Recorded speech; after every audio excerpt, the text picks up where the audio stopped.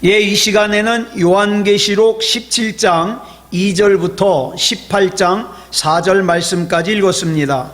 오늘은 요한계시록 41번째 시간으로 부제목은 죄를 피하고 재앙을 받지 말라입니다. 죄를 피하고 재앙을 받지 말라. 자, 먼저 본문 2절 말씀 같이 읽겠습니다. 시작. 땅의 임금들도 그와 더불어 음행하였고 땅에 사는 자들도 그 음행의 포도주에 취하였다 하고, 여기 보면 땅의 임금들도 큰 음녀와 더불어 음행했다 그랬습니다. 그리고 땅에 사는 자들도 음행의 포도주에 취하였다 그랬습니다. 여기서 초점은 포도주가 아니라 취하였다는 뜻입니다. 취하였다. 에베소서 5장 18절을 보면 같이 읽어볼까요? 시작.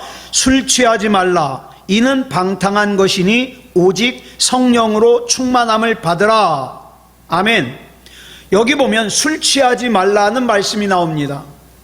많은 사람들이 이 말씀을 근거로 해서 뭐라 그러냐면, 목사님, 성경에 술 취하지 말라 그랬지 마시지 말라고는 안 했잖아요. 마셔도 되는 거 아니에요? 이런 얘기를 해요.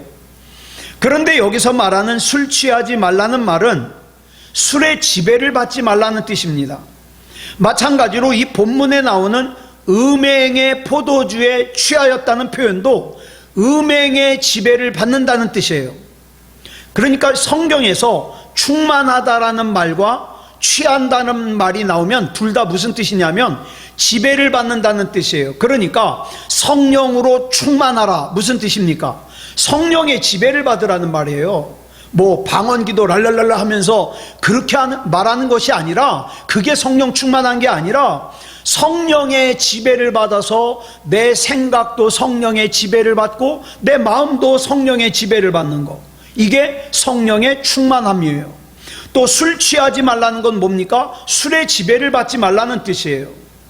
그런데 성경에서 보면 포도주가 가지고 있는 메시지가 두 가지가 있습니다.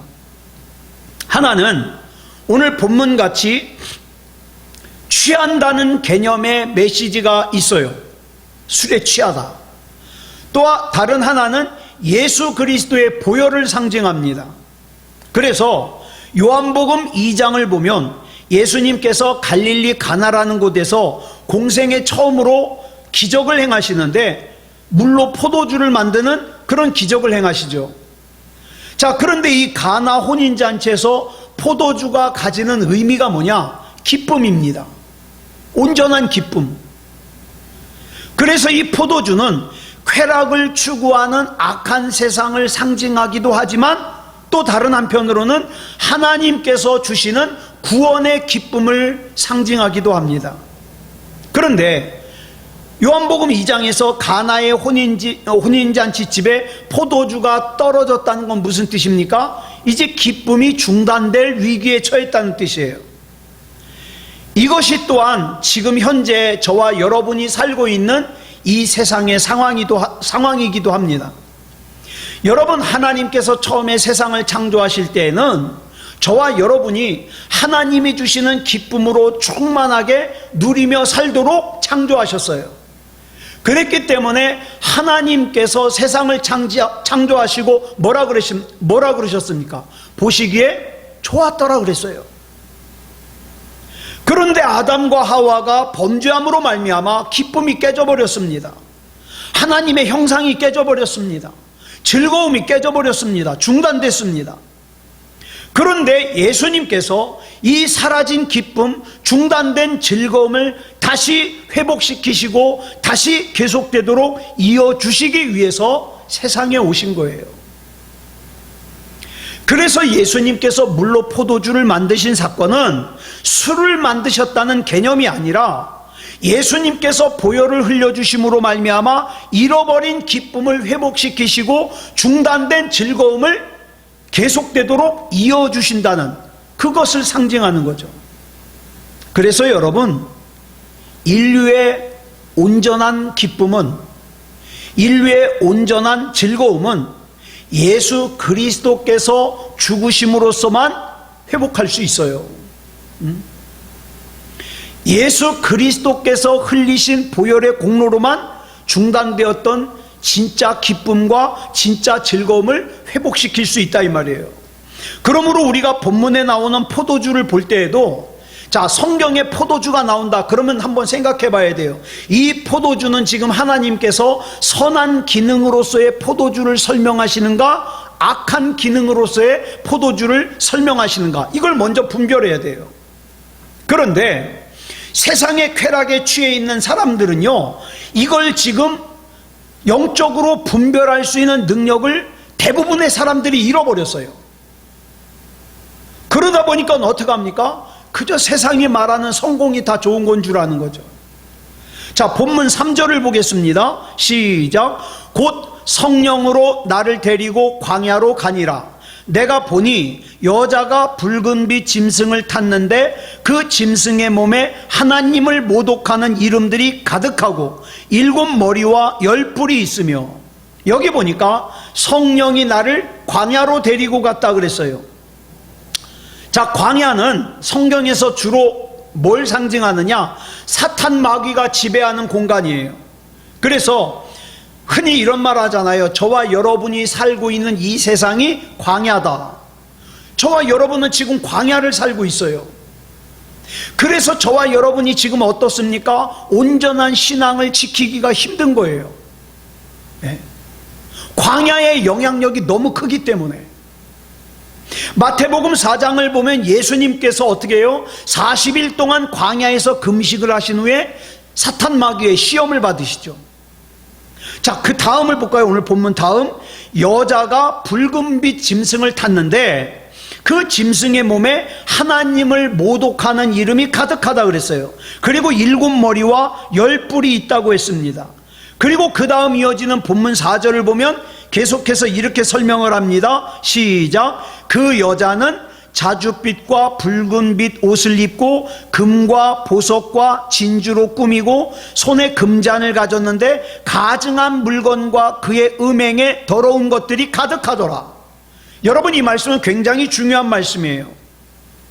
여기 보니까 짐승의 색이 뭐라 그랬습니까? 붉은색이라 그랬습니다. 또 여자가 입은 옷의 색이 무슨 색이라 그랬습니까? 자줏빛과 붉은빛이라 그랬습니다. 그러니까 이 짐승과 여자는 같은 붉은색이에요. 즉 한 팀이라 이 말입니다. 그런데 이 여자가 지금 막 많이 설명하고 있는데 뭐 빛나는 옷을 입고 그 다음에 금과 보석과 진주로 꾸몄다. 한마디로 어떻다는 거예요? 화려하다는 거예요. 화려하다. 네, 화려하다. 또 손에는 금잔을 가졌다 그랬어요. 자, 보세요. 화려하다. 이 사도 요한 당시에 화려하다 그러면 뭐가 생각이 나느냐? 로마 제국이에요. 로마 제국은 굉장히 화려했습니다. 여러분, 세상에서 말하는 성공의 모습은 화려함이에요. 그러니까 주 안에 있는 저와 여러분의 평안함을 세상 사람들은 이해 못하죠. 왜? 돈도 없는데, 집도 없는데, 돈도 많이 못 버는데 무슨 평안이 있겠어? 옷도 화려한 거 못 입었는데 무슨 평안이 있겠어? 차도 좋은 거 못 타는데 무슨 화려함이 있겠어? 이해를 못 한다고요. 왜? 세상 사람들이 생각하는 화려함은, 성공은 화려함이기 때문에. 그런데 이 화려한 여자가 손에 뭘 잡았어요? 금잔을 가졌대요. 여러분, 금잔은 성공의 절정입니다. 그러니까 이 로마 제국은 지금 어때요? 화려해요. 게다가 성공의 극치예요. 주변의 모든 나라들이 다 선모하는, 선망하는, 소원하는 그런 모습을 가지고 있어요. 그런데 중요한 게 이거예요. 그 금잔 안에 내용물을 보니까 뭘 담고 있어요? 가증한 물건과 음행에 더러운 것을 가득 담고 있어요. 제가 지금까지 전도사 생활, 목사 생활 하면서 많은 사람들이 자기의 믿음을 얘기합니다. 그러면서 자기의 믿음이 좋음을 표현을 하는데, 많은 사람들이 그런 사람들 봤어요.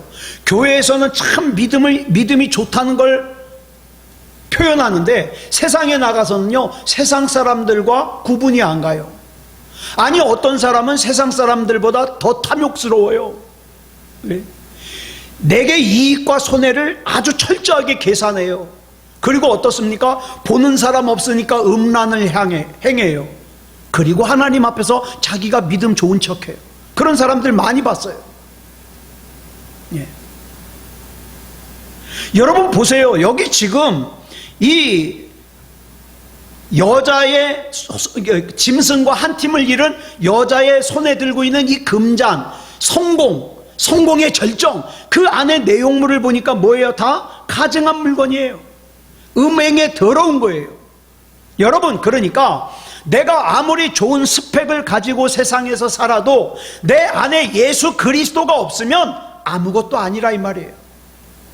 아무리 세상에서 높은 명예를 가지고 있어도, 아무리 세상에서 많은 재물을 가지고 있어도, 집이 수십 채가 돼도 예수 그리스도가 없는 인생은, 예수 그리스도가 없는 화려함은 결국에는, 제가 장례식을 많이 따라다녔잖아요. 결국에 뭔지 아세요?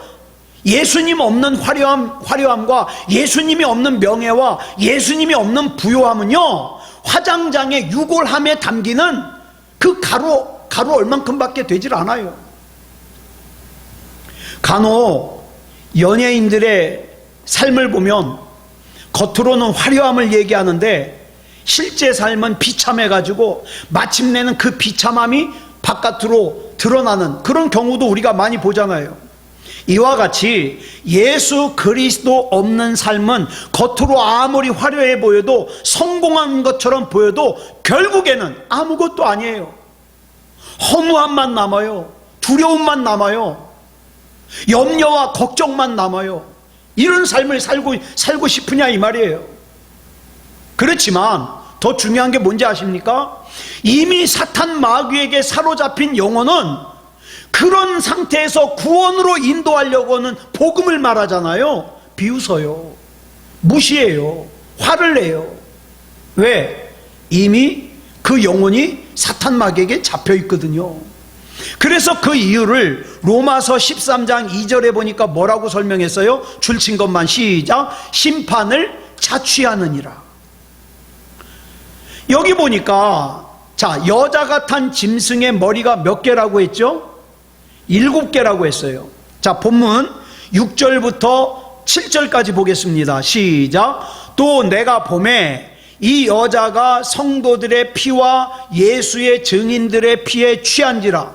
내가 그 여자를 보고 놀랍게 여기고 크게 놀랍게 여기니, 천사가 이르되 왜 놀랍게 여기느냐? 내가 여자와 그가 탄 7머리와 10뿔 가진 짐승의 비밀을 내게 이르리라. 여기 보니까 여자가 탄 짐승의 머리가 7인 것과 뿔이 10개인 것의 비밀을 일러주겠다 이 말이에요. 자, 그러면 우선 여기서 이 7이 뜻하는 게 뭐냐면, 이 7은 로마라고 하는 도시의 별명이에요.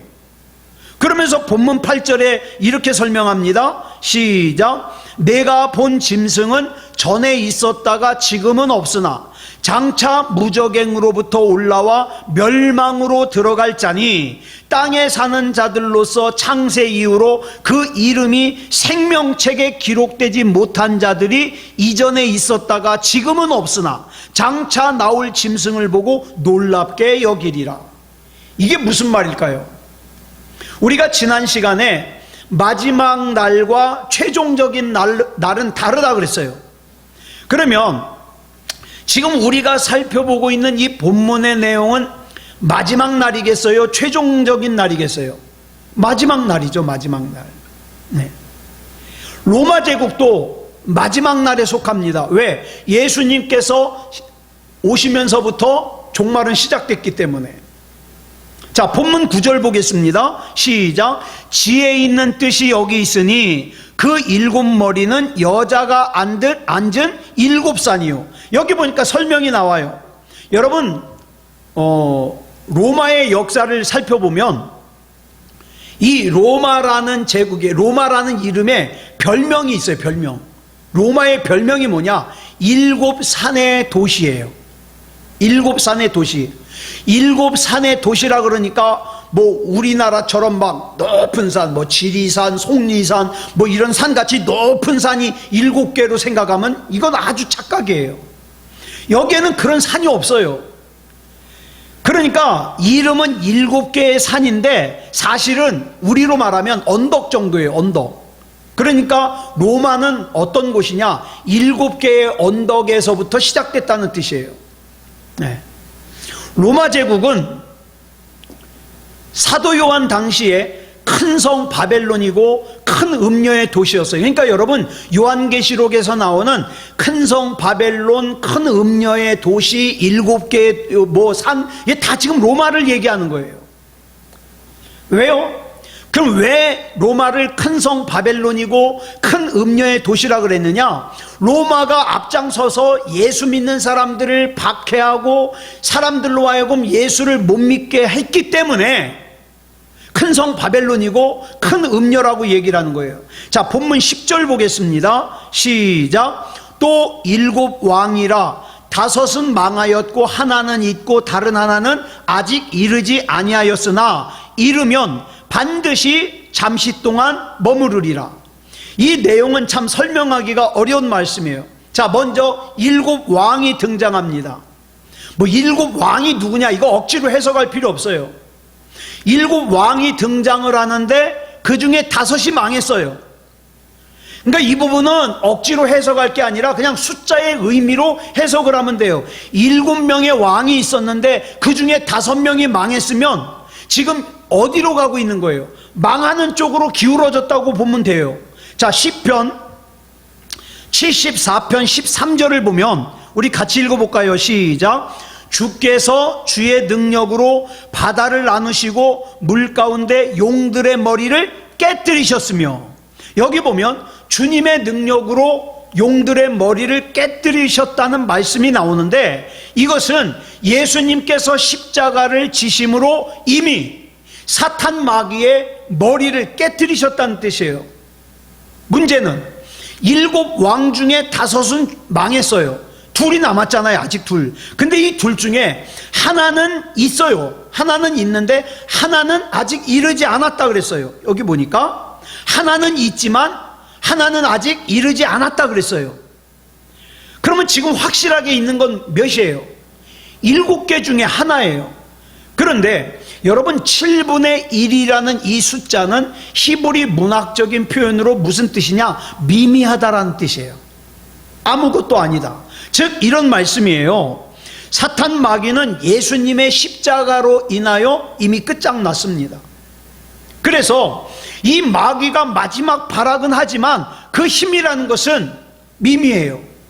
저와 여러분의 영혼을 어떻게 할 수 없어요. 그러니까 마지막 남은 이 사탄 마귀의 발악에 겁을 집어먹고 두려워하지 말라는 거예요. 여러분, 우리가 2년 전에 철로역정을 갖다가 쭉 살펴봤잖아요. 이 철로역정에 보면 주인공인 크리스천이 길을 가야 되는데 그 길 양쪽에 사자가 으르렁거리고 있어요. 그러니까 이 모습을 본 크리스천이 겁이 나가지고 무서워가지고 그 길을 가지를 않으려고 다른 길이 없나 찾아보니까 다른 길이 없어요. 그래가지고 이 크리스천이 죽기를 각오하고 벌벌벌벌 떠면서 길을 가는데 가까이 가서 보니까 으르렁거리는 사자가 다 사슬에 묶여 있어요. 그러니까 멀리서 볼 때는 굉장히 무서워 보이는데 알고 보니까 쇠사슬에 묶여 있어서 크리스천을 해코지할 수 없어요. 여러분, 예수님을 믿는 사람도 마찬가지예요. 예수 믿는 사람은 어려움을 안 당한다? 그건 거짓말이에요. 그건 거짓말이에요. 예수 믿는 사람도 살면서 어려움 만나요. 어떤 때는요, 정말 그 어려움 때문에 끝장날 것 같은 두려운 마음이 생기기도 해요. 그렇지만 우리가 거기서 멈추면 안 돼요. 기도하면서 자꾸 더 가까이 가봐야 돼요. 가까이 가봐야 돼요. 무조건 두려워만 할 것이 아니라 그 문제의 근본적인 원인으로 파고 들어가 봐야 돼요. 예? 그래서 그 문제가 아무리 나를 집어삼킬 듯이 달려들어도 중요한 것은 그 문제는 쇠사슬에 묶여있는 사자일 뿐이라는 거예요. 그러니까 두려워하지 말아라. 염려하지 말아라. 그런데 그 다음에 나오는 본문 11절로 12절의 말씀이 또 어려운 말씀이에요. 같이 읽겠습니다. 시작. 같이 읽겠습니다. 시작. 전에 있었다가 지금 없어진 짐승은 8째 왕이니 7 중에 속한 자라. 그가 멸망으로 들어가리라. 내가 보던 10뿔은 10왕이니 아직 나라를 얻지 못하였으나 다만 짐승과 더불어 임금처럼 한동안 권세를 받으리라. 이건 또 뭘까요? 여기 8째 왕이 나오는데 이 8째 왕은 뭘 뜻할까요? 여기서 말하는 이 8째 왕을 가만히 보면 뭐라 그랬어요? 전에 있었다가 지금 없어진 짐승. 그 다음에 본문 10절에서 말한 망한 5 왕 중에 하나예요. 근데 그 망한 5 왕 중에 하나를 여기서 8째 왕이라고 말하는 이유는 실제로 문자적으로 8째 왕을 말하는 게 아니라 여기서 이 숫자 8은 뭐냐면 8이라는 숫자는 예수님께서 6째 날에 죽으시고 안식일인 7일째는 무덤에 계셨다가 8일째 되는 날 부활하셨잖아요. 그래서 이 짐승이 자기를 8째라고 부르는 이유는 5 왕 중에 하나가 죽었다가 살아남으로 예수님의 부활을 흉내내기 때문에 그래요. 어쩌면 저와 여러분이 살아있을 때 그런 일이 있을지 모르겠지만, 아니 저와 여러분이 하나님 나라 가고 난 뒤에 그런 일이 있을지 모르겠지만 마지막 때가 되면 아마 그런 사람이 등장하나 봐요. 이만이라든가 문선명 저리 가라로 죽었다가 살아난 사람이 나을 것 같아요. 죽었다가 살아난 사람이 나와가지고 뭐라 그래요? 자기는 메시아라고, 자기는 재림 예수라고 그렇게 속인다 이 말이에요. 예? 부활을 흉내내는 거예요. 그때에 신기한 거 좋아하는 사람들 있죠. 어디 갔더니 막 불이 번쩍번쩍했다, 어디 갔더니 막 병이 번쩍번쩍 고쳐졌다, 어디 갔더니 죽은 사람이 살아났다, 이런 신기한 기적이나 이적을 좋아하는 사람들이 많이 속아 넘어간다 이 말이에요. 그런데 이미 요한계시록 13장 3절과 5장 6절에서 우리 벌써 살폈잖아요. 짐승은 그리스도의 부활을 흉내낸다. 그러면 어떤 사람은 이렇게 물어볼지 몰라요. 그럼 목사님, 부활한 예수님과 부활을 흉내내는 짐승을 어떻게 구별할 수 있죠? 예수님이 대답했잖아요. 예? 태양이 떠오르면 누가 야, 저 태양이 떠오른다 설명해야 합니까? 다 알아요. 예수님의 재림은 그렇게 다 알게 오세요. 누구의 설명이 필요가 없어요. 그러니까 여러분 절대 거짓 예수와 진짜 예수님은 확연하게 표시가 납니다. 그러니까 속으면 안 돼요. 그 가짜 메시아의 배후에는 반드시 짐승이 있어요. 사탄 마귀가 도사리고 있어요. 이것을 본문 11절에서 8째 왕이라고 소개하고 있는 거예요.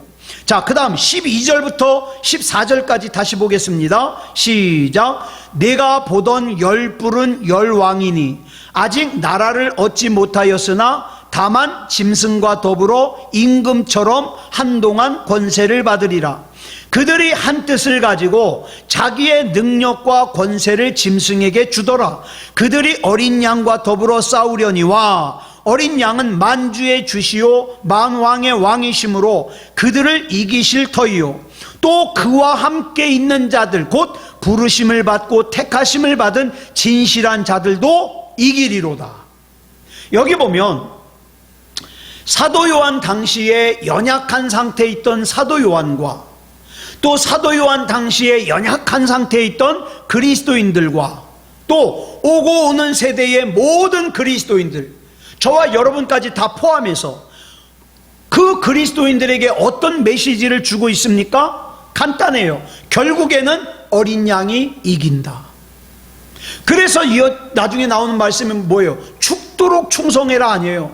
그러면 생명의 면류관을 내게 주겠다. 그렇기 때문에 저와 여러분은 눈에 보이는 것, 귀에 들리는 것, 손에 잡히는 것 때문에 두려워하거나 흔들려서는 안 돼요. 굳건한 믿음 가지고, 믿음다운 믿음 가지고 살아내야 됩니다. 여기까지가 이제 요한계시록 17장이에요. 그 다음에 이제 우리가 요한계시록 18장을 살펴보겠는데, 요한계시록 18장에는 아까 큰 성 바벨론이라 그랬죠. 이 큰 성 바벨론의 최후가 기록되어 있어요. 로마의 최후. 또 어떻습니까? 하나님을 대적하고 회방하는 세력의 최후가 기록되어 있어요. 자, 본문 1절을 보겠습니다. 시작. 이 일 후에 다른 천사가 하늘에서 내려오는 것을 보니 큰 권세를 가졌는데 그의 영광으로 땅이 환하여지더라. 땅이 환하여졌다는 건요, 모든 감추어졌던 것들이 드러난다 이 말이에요. 뭐가 드러날까요? 본문 2절에 설명하고 있어요. 시작. 힘찬 음성으로 외쳐 이르되 무너졌도다 무너졌도다 큰 성 바벨론이요, 귀신의 처소와 각종 더러운 영이 모이는 곳과 각종 더럽고 가증한 새들이 모이는 곳이 되었도다. 우리는 앞에서 큰 성 바벨론이 뭔지 정체를 살펴봤습니다. 큰 성 바벨론은 어떤 특정한 나라가 아니에요. 사도 요한 당시에는 로마 제국이겠죠. 근데 각 시대마다 있었어요, 큰 성 바벨론은. 그럼 큰 성 바벨론이 뭐냐? 하나님을 대적하고 방해했던 이 세상의 모든 세력들이 다 뭐다? 큰 성 바벨론이다 그랬습니다. 그런데 그렇게 하나님을 대적하고 방해했던 큰 성 바벨론이 무너지는 그 마지막 그림이 본문에 나오고 있어요. 그런데 여기 보니까 뭐라 그래요? 무너졌도다 무너졌도다 두 번 반복하죠. 여러분, 히브리 문학에서는 반복하는 것은 무슨 뜻이냐면 확정됐다 이 말이에요. 게다가 여러분, 성경에서 3번 반복하는 경우가 있어요. 이거는 뭐 빼도 박도 못하는 거죠. 완전히 정해졌다는 거죠. 그래서 성경에서 확정적인 말을 할 때에는 항상 2번 반복합니다. 무너졌도다 무너졌도다. 무슨 뜻입니까? 확실하게 무너졌다는 뜻이죠. 그런데 그 큰 성 바벨론이 귀신의 처소와 각종 더러운 영이 모이는 것과 각종 더럽고 가증한 새들이 모이는 곳이 되었다 그랬어요. 이 문장을 가만히 보면 세 개의 내용이 들어있어요. 하나는 귀신의 처소, 또 하나는 더러운 영이 모이는 곳, 또 하나는 각종 더럽고 가증한 새들이 모이는 곳. 그런데 이 세 개의 내용이 하나의 공통점을 가지고 있는데 그 공통점이 뭐냐? 어떤 한 장소를 뜻해요. 근데 성경을 보니까, 여러분 가지고 있는 성경을 보면 곧이라고 돼 있고 옆에 숫자 1이 써 있어요. 그리고 성경 맨 밑에를 보면 1 그러고 뭐라고 써 있냐면 옥이라고 돼 있어요. 이 옥은 감옥이라는 뜻이에요. 그러니까 정리하면 이런 뜻이 됩니다. 큰 성 바벨론이요, 귀신의 감옥과 각종 더러운 영이 모이는 감옥과 각종 더럽고 가증한 새들이 모이는 감옥이 되었도다. 뭐가요? 큰 성 바벨론이요. 근데 아까 큰 성 바벨론이 뭐라 그랬죠? 하나님을 대적하고 방해하는 세상의 모든 것들을, 모든 세력을 큰 성 바벨론이라 그런다 그랬죠. 근데 지금 큰 성 바벨론이 무너지면서 이 큰 성 바벨론이 뭐가 되는 거예요? 마치 하나의 감옥이 되는 거예요. 좀 더 자세하게 살펴볼까요? 여러분, 하나님을 떠난 세상은 감옥입니다. 감옥. 제가 어제 세브란스 응급실에서 9시간을 있다 왔어요. 일이 있어서. 자, 그런데 세브란스 응급실에서 9시간 있으면서 거기서 뭘 봤느냐? 굉장히 잘생긴 사람이에요. 나이를 보니까 저보다 조금 많거나 아니면 저 또래예요. 근데 보니까 딱 봐도 아주 돈 많은 사람이에요. 그런데 이 사람이 간호사한테 화를 내고 있는 거예요. 막 역정을 내고 있는 거예요. 그래서 무슨 일인가 저도 뭘 부탁하러 갔다가 제가 부탁하러 간 건 까먹고 옆에서 듣고 있었어요. 그랬더니 도대체 여기서 얼마나 기다려야 되는 거냐고, 나 암 환자라고, 내가 아파가지고 왔는데 왜 나를 여기다가 방치해 놓냐, 막 화를 내요. 그랬더니 간호사가 여기 지금 이 인원 가지고 여기 있는 모든 분들을 케어하려니까 지금 일손이 부족해서 그래요. 설명을 하는 거예요. 자, 보세요. 제가 거기서 뭘 깨달았냐? 이분 분명히 돈이 많은 분이에요. 게다가 보니까 세상에서 호령하는 사람이에요. 그렇지만 질그릇같이 약한 육체가 암에 걸려서 지금 아파가지고 치료를 받으러 왔는데 자기가 가지고 있는 돈도 자기가 세상에서 가지고 있던 어떤 명예도 그게 안 통하더라 이 말이에요. 거기서는 순서를 기다려야 돼요. 예. 그런데 한번 보세요. 저와 여러분이 이 질그릇 같은 육체를 입고 살다가 나중에 저와 여러분 가운데 영원히 안 죽을 사람 없잖아요. 죽어요. 코끝에 호흡이 멈추고 저와 여러분 하늘나라 가야 됩니다. 그런데 문제가 있어요. 저와 여러분 가운데 그 어떤 사람이 만약에 구원받을 만한 믿음이 되지 못해서 생명책에 이름이 기록되지 못해서 천국 갈 자격이 없어서 코끝에 호흡이 멈추는 순간 그것으로 영원한 죽음이 기다리고 있고 지옥불이 기다리고 있다면 얼마나 무서운 일입니까? 예. 만약에 그렇다면 그 자체, 그 사람의 인생 자체가 뭐가 되는 거예요? 큰 감옥이 되는 거예요. 어디 가기를 기다리는, 지옥 가기를 기다리든. 예. 그러기 때문에 여러분 영적으로 정신을 바짝 차리지 않으면 감옥에 갇혀 있게 돼요. 더 중요한 게 뭡니까? 자기가 그 영원한 죽음으로 가는 감옥에 갇혀 있다는 사실조차를 인지를 못해요. 뭐 하느라고? 지금 당장 세상에서 세상과 짝하여 사느라고 정신없어서. 그러면 안 되잖아요. 기억하세요. 이 세상은 하나의 커다란 감옥입니다. 그런데 악한 마귀는 이 감옥에서 빠져나가지 못하게 하려고 성공 만능주의라는 귀신의 논리가 지배하고 있어요. 그래가지고 여러분 여기에 빠지면요, 어떤 사람은 그래도 야 내가 이 길을 가는 거는 하나님의 뜻이 아닌데 알면서도 못 빠져나와요. 왜? 그 길에서 벗어나면 인생의 낙오자가 될까 봐. 이 얼마나 불행한 인생이냐 이 말이에요. 예. 그런 큰 성 바벨론이 세상이 어떻게 무너지는가를 본문에서 기록하고 있는 거예요. 3절 보겠습니다. 시작. 그 음행의 진노의 포도주로 말미암아 만국이 무너졌으며 또 땅의 왕들이 그와 더불어 음행하였으며 땅의 상인들도 그의 사치의 세력으로 치부하였도다 하더라. 큰 성 바벨론이 무너지는데 왜 만국이 같이 무너질까요? 만국이 큰 성 바벨론이 음행하는 그 포도주에 동참했기 때문에, 같이 죄졌기 때문에. 그래서 결과가 어떻게 됐습니까? 만국의 왕들이 큰 성 바벨론과 더불어 함께 음행했기 때문에 그 큰 성 바벨론이 망하면서 같이 망하는 거예요. 그 큰 성 바벨론과 짝하여서 그 만국의 상인들이 그 사치의 세력으로 부를 쌓을 때는 좋았죠. 그렇지만 큰 성 바벨론이 무너질 때 만국이 같이 무너지는 거예요. 왜? 그 여기서 말하는 음행이 뭡니까? 로마 황제를 숭배하는 그 우상 숭배를 말해요. 여러분 앞에서 말씀드렸죠.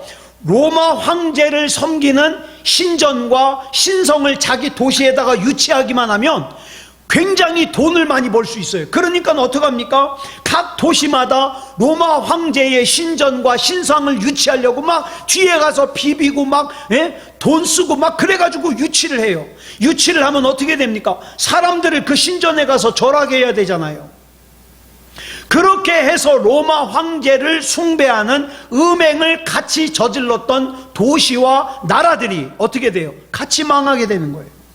이거는 마치 예를 들면 이런 겁니다.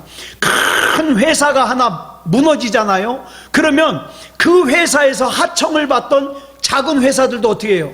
같이 연쇄 도산이 일어나요. 왜? 아무래도 그 큰 회사의 영향을 주고받기 때문에. 그 큰 회사가 망하면 같이 망한다 이 말이에요. 그러니까 주도적으로 살던 로마가 망하니까 그 로마로부터 하청을 받아 살았던 인근 나라들과 도시들이 같이 망하더라 이 말이에요. 그 얘기라는 거예요.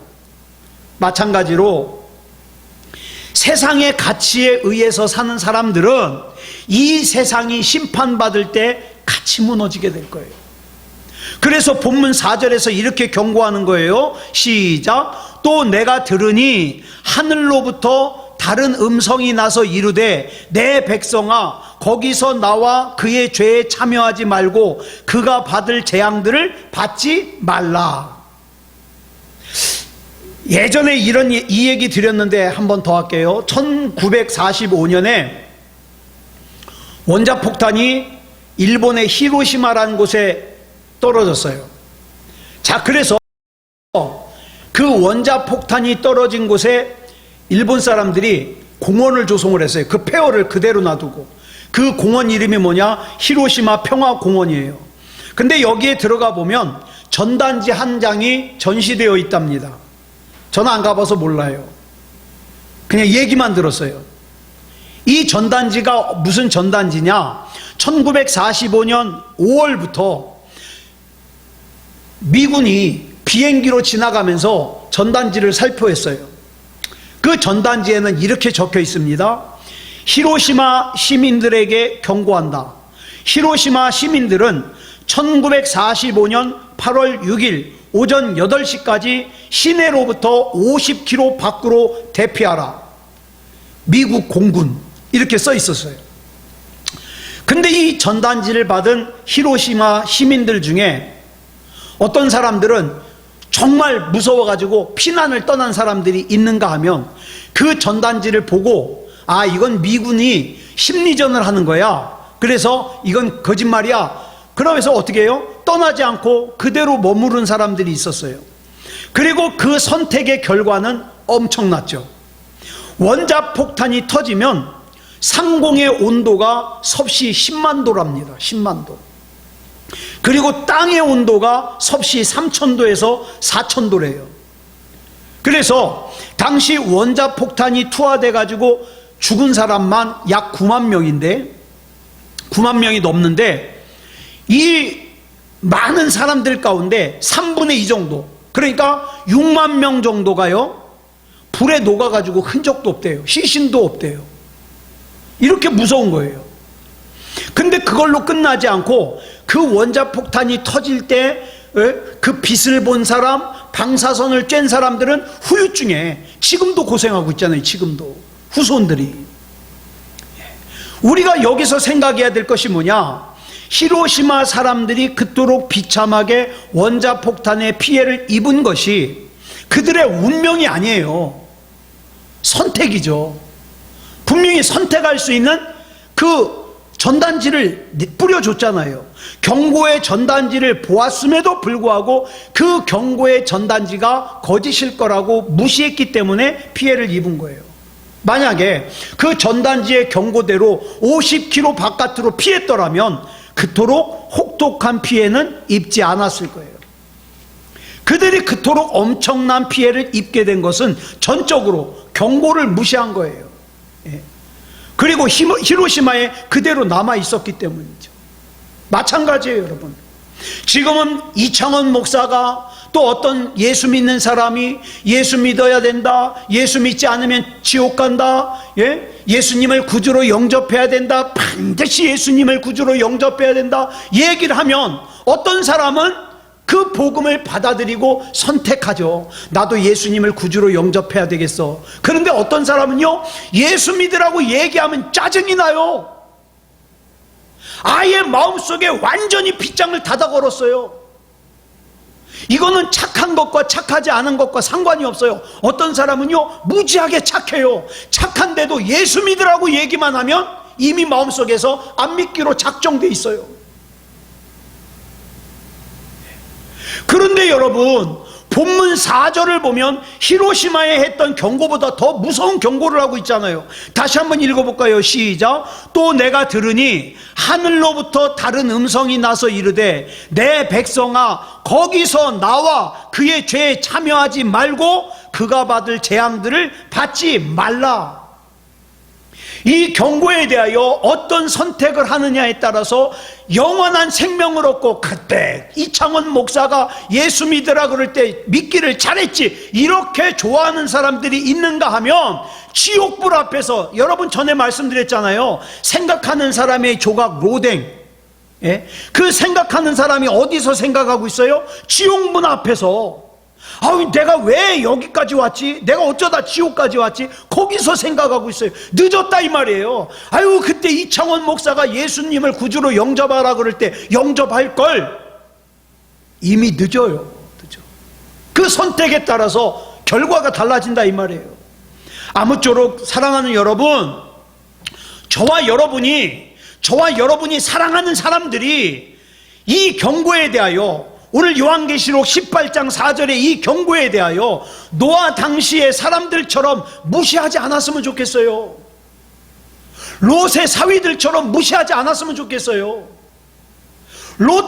노아 당시에 그 경고를 무시했던 사람들은 어떻게 됐어요?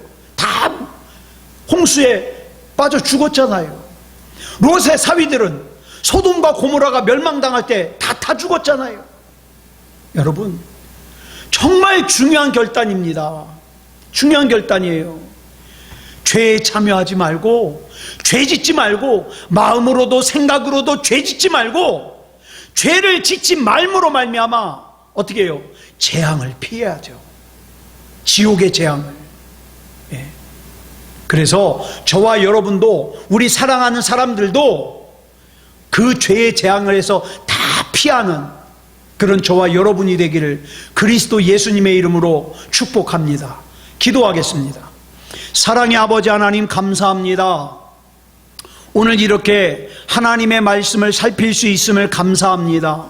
사랑의 아버지 하나님, 분명히 마지막 때에, 또 최종적인 때에는 심판이 있는데, 그 심판이 있음을 알면서도 여전히 죄 짓는 것은 지금은 아니라고 생각하기 때문인 줄 압니다.